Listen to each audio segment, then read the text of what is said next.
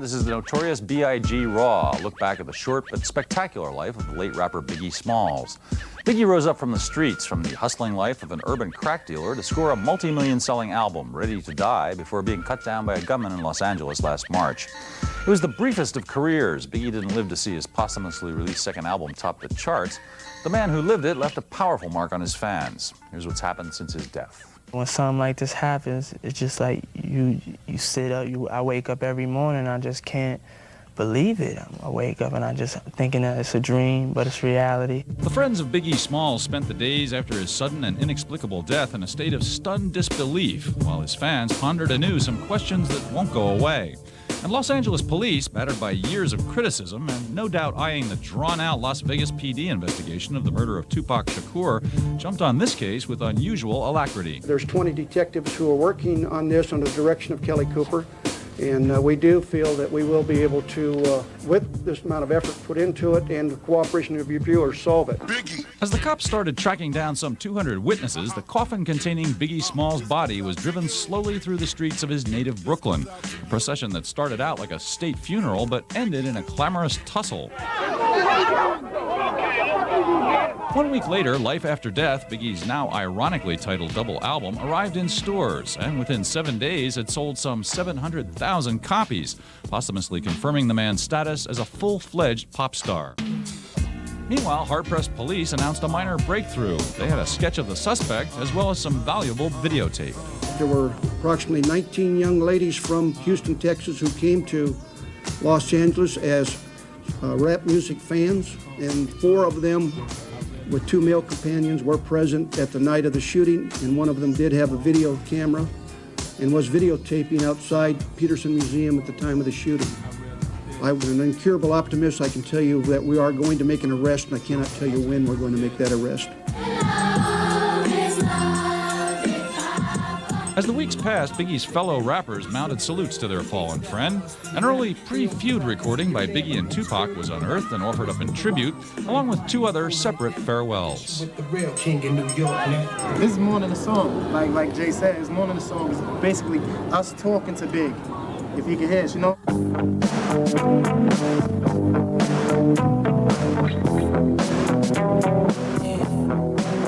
I've been down, a lot of people been down due to this situation, and we gotta get up and try to make the best of it, and try to make something positive come out of life after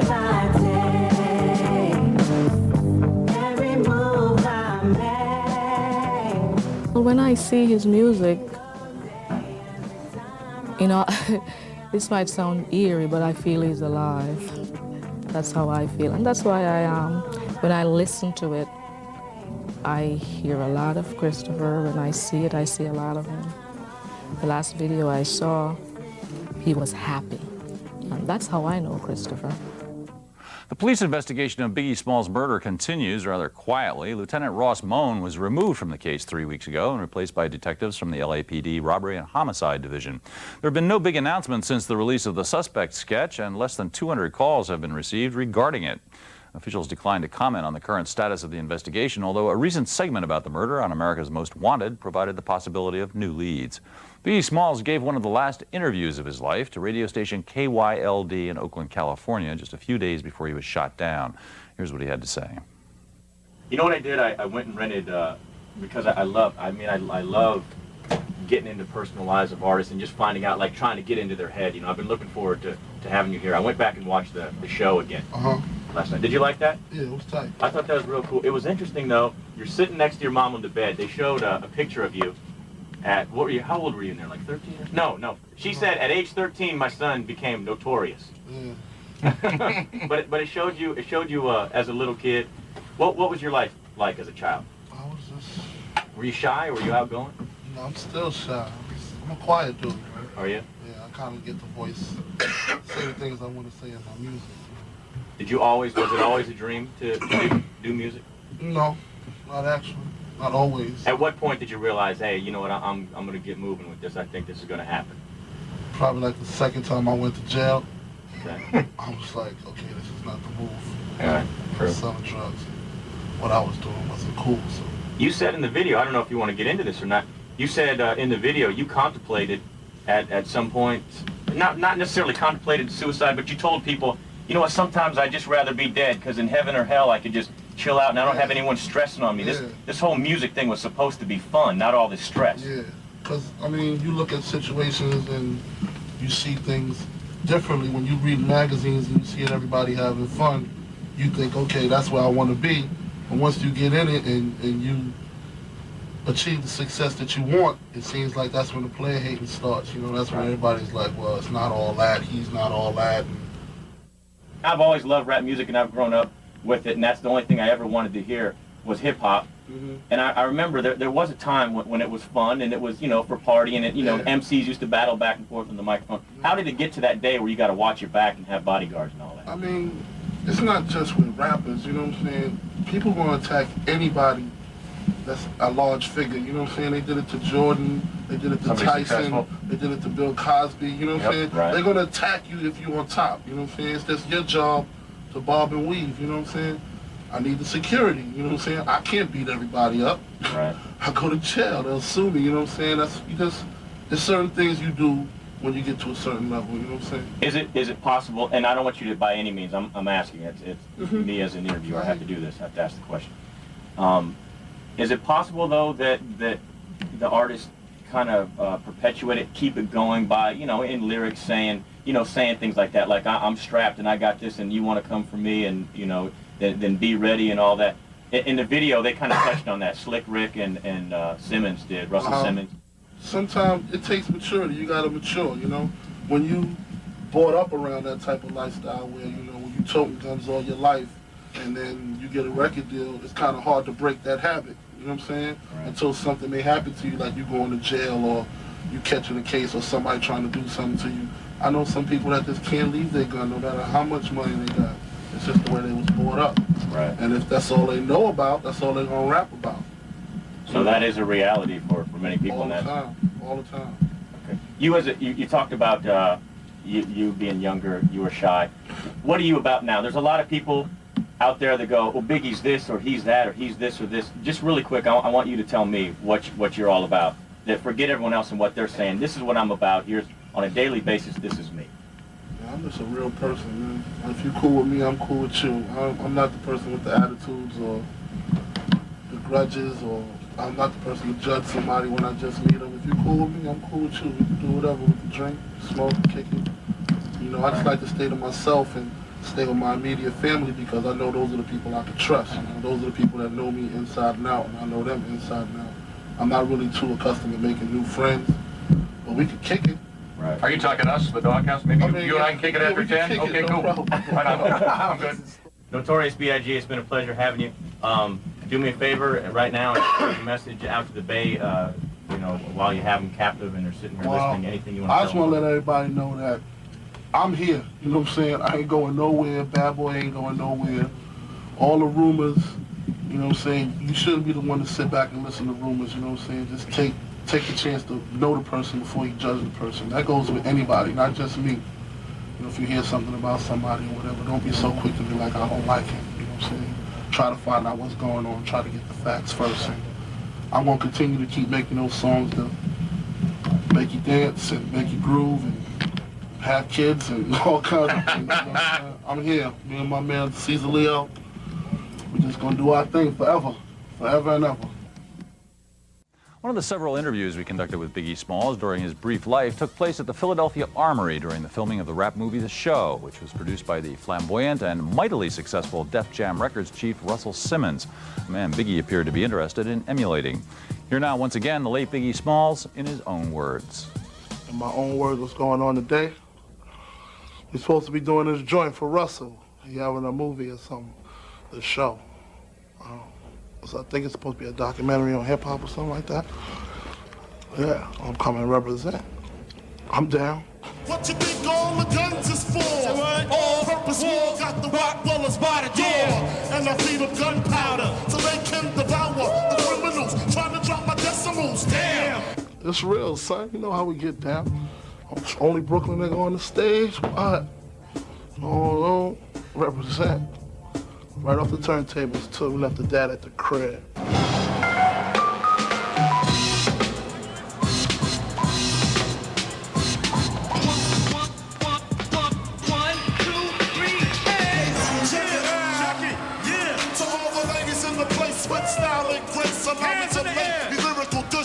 in your bushes. Who rock grooves and make moves with all the mommies. The back of the club, sipping my wet is where you find me. The back of the club, knocking holes, my crew's behind me. Man, question asking, blood passing, music blasting. To me, I like the live stuff better than the stuff on the album because the stuff on the album seemed more relaxed. You know what I'm saying? You gotta have a certain tone. You know what I'm saying? Puff maybe like, don't get too excited, just chill, let it flow. But when you on stage, sweat pouring down, I'm a big one too. Sweat be drenching. I'll just be representing, you know what I'm saying? Just doing my thing. Now they heard you blowing up like nitro, and they wanna stick the knife through your windpipe slow. Yeah. Y'all know what I'm trying to do. Straight up Brooklyn in the house, representing. Baby, B.I.G.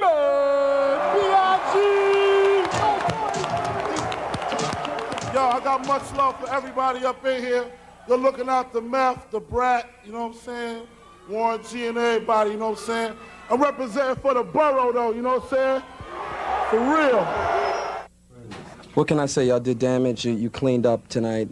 Was that a surprise for you, or did you come in knowing that Big's the real and we're gonna clean up? No, not at all. I mean, I thought I was just gonna. I knew I was gonna win something. I'm hoping I'm still gonna win the album of the year. That's what I wanted more than anything. That the best performance. I didn't think I was gonna win that, and I definitely didn't think I was gonna win lyricist with Nas on it. But I just want the best album. That's it, because I know that was tight. I worked hard on that piece. How important is it to have the Source Award? Let me just wait and find. You got that? Come on, man, who's banging on the door like that? Your awards is also sort of a testament to the magic of the whole Bad Boy label, and we've only seen the beginning of what you all about to do. Speak to me a little while about what's going to happen in the future. Get the plaque. Get the plaque for the people holding the plaque. Bad Boy. Represent. Get the plaque. Took the photo? Ready to die, double plaque. All right. We just gonna keep trying to feed our families, yo. You know what I'm saying? It's a job. It ain't nothing where somebody just felt like doing it and did it. You know what I'm saying? He was hungry. Everybody got to eat. You know what I'm saying? I found something I was good at, and I'm just trying to flip it, yo. Just keep it going. You know what I'm saying? I ain't trying to slack at all. Just represent for my peoples, my borough, and my family, and I'm all right. Do you feel any responsibility? I mean, you talk a lot of. Hold on. You talk about recognizing the hood. Who is that, yo? Well, as far as me giving back, I look at it like this, you know what I'm saying? When I was dog, what is the deal, man? Keep the door closed. Everybody ain't really doing all that good, you know what I'm saying? Everybody broke in the hood. So not being able to take care of everybody is a low point, seeing other people that ain't doing as good as you know what I'm saying? Because I'm a star regardless. If I got it, I'm going to get it. But everybody else can't do it, so that's just a low point. In Brooklyn, you know what I'm saying, I see hustling, I see killing, I see gambling, I see girls, I see cars. That's what I rap about, what's in my environment, you know what I'm saying? As far as somebody else not liking it, it's on them, man. I got love from the peeps. That's all good. We did it, Brooklyn, we did it! All of them, we did it! It ain't nothing. All of them. One love to all. Welcome back to Notorious B.I.G. Raw. To the shock of everyone who knew him or who simply loved his music, Biggie Smalls was gunned down just as he'd finally managed to put his own gun-toting, crack-dealing Brooklyn street days behind him. Here's more along those lines from the man himself. Tell me, what was it like growing up in the streets of Bedford-Stuyvesant and incorporate the question of yes? Yeah, I mean, growing up in the streets of Bedford-Stuyvesant was hard, Joe. I mean, either you was stealing or you was hustling, one of the two, or you was a nobody. Or you was playing ball like you wanting to be some college pro type fella, but it was hard, man. Everybody was scrambling. Everybody's still scrambling. You know what I'm saying? Ain't nothing changed. Biggie, tell me, I've read in numerous articles about a part of your background. I mean, it's an unfortunate thing that a lot of people have to get into, but, you know, luckily you are out of it now, but like drug dealing. Yeah, you know. I mean, slinging on corners. Give us that flavor, because, I mean, you talk about it so vividly on the record. Give us the real, Biggie. That's what the real was. That's what I did. You know what I'm saying? If I had a McDonald's job, most of the songs would have been about Big Macs and fries and, you know, stuff like that. I hustled. That's what my game was, so that's what I was rapping about. That's how I was getting there. Big Papa is a joint. I mean, when I came out with the Juicy joint, it was like an introduction, you know what I'm saying, let everybody know how it went down with me, you know what I'm saying, as far as the hustling, and got on in the rap game, and it was all good. Big Papa is just a joint, you know what I'm saying, just a joint for the honeys and for the willies, you know, the players out there, you know, that seems to be the thing right now. Everybody got their Kangos, they want to be players, you know what I'm saying, all the honeys is in the house. It's a party joint, you know, Puff said, let's get the money, so that's what we went for, to get the money. And as far as like his album, Ready to Die, it kind of has a real strong content, but because it's about life, partying and having fun and just kicking it is a part of his life also. So Big Papa is like a song about when he's kicking and he's having fun. It's that other side, so you can see that side also about him. So tell me about what the flavor and the concept behind the video was. You know, just the whole life in a night in a club type of vibe. I mean, the video was just the way we do it, you know what I'm saying? If you was with me and Puff on a regular in parties, you would see that's how we do it. We go to the clubs, we buy out the bar, you know what I'm saying? We just have a good time, nothing but dancing, just chilling, hanging out. What is it like for you coming off the streets, drug dealing and what have you, and now blowing up as a rap artist? Well, the transition from selling drugs to the game is like, it's been sharp. Like, you know, I mean, I was a hustler, and then boom, I was a rapper. You know what I'm saying? So, like, you know, like when I was in the hood, and like I'm hustling, and a car pull up, you know what I'm saying, staring, I'll probably grip up on my joint, you know what I'm saying? Not knowing what's the deal, you know? But now me being a rapper, then a car pull up, it could be a fan, you know, they can want an autograph, you know? It's kind of shaky, but it's cool, you know? I'm just trying. Damn, why they wanna stick me for my paper? Damn, why they wanna stick me for my paper? Damn, people wanna stick me for my cream, and it ain't a dream, things ain't always what it seems. So you open every show with doing Warning. It's like one of your big songs right now. Yeah. Like, how much are you exaggerating with you now as a rapper and people coming to get you? I ain't exaggerating at all, man. That's real, son. That's real, yo. I ain't exaggerating at all, man. The more money you make, the more problems you get. And jealousy and envy is something that comes with the territory, man. A lot of people, it's just negative energy, like my man Puff say. It just surrounds you. It makes you depressed, you know? So I gotta rap about it. And that's one of the bad things about the game is when you get large, even your friends will turn against you, man. So I made a song about it. But I mean, how real is your threat of like people constantly coming and want to shoot you? Man, I mean, that's real. I think about that every day. Every day, it's real. That's how real it is. I think somebody's trying to kill me. I'll be waking up paranoid. I'll be really scared. I'll just be paro. That's just the way I am. You know. You be seeing me. Scared to death.